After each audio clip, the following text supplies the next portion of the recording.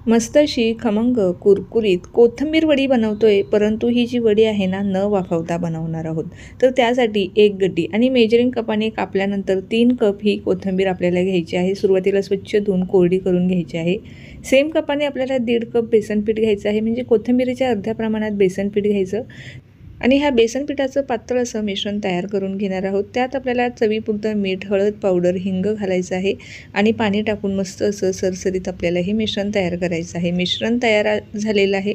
आता एक सुखं वाटण तयार करून घेऊया. त्यात 10 ते 12 लसणाच्या पाकळ्या, 1 इंच आलं घेतलेले आहे, हिरवी मिरची घेतलेली आहे. तिखट किती हवं आहे त्यानुसार हिरवी मिरची घ्यायची आहे. 1 चमचा जिरं घ्यायचं आहे आणि पाणी न टाकताच वाटायचं आहे.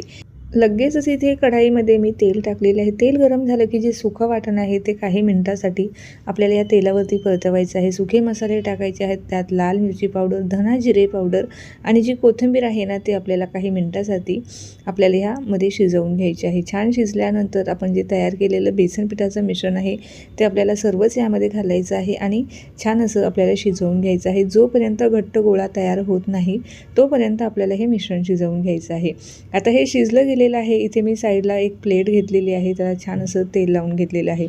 त्यानंतर ह्या प्लेटमध्ये आपल्याला हे जे मिश्रण आहे हे व्यवस्थित असं थापून घ्यायचं आहे, सेट करून घ्यायचं आहे. पूर्णपणे थंड झाल्याच्या नंतर याच्या हव्या त्या आकारामध्ये तुम्ही वड्या कट करून घ्यायच्या आहे. गरम असताना अजिबात कट करायच्या नाही, वड्या व्यवस्थित कट होणार नाही. पूर्णपणे मिश्रण थंड करायचं आणि त्यानंतरच वड्या कट करायच्या आहे. मस्त अशा वड्या आपल्या इथे तयार झालेल्या आहे. आता ह्या ज्या वड्या आहे ह्या तुम्ही शॅलो फ्राय करू शकता किंवा डीप फ्राय करू शकता.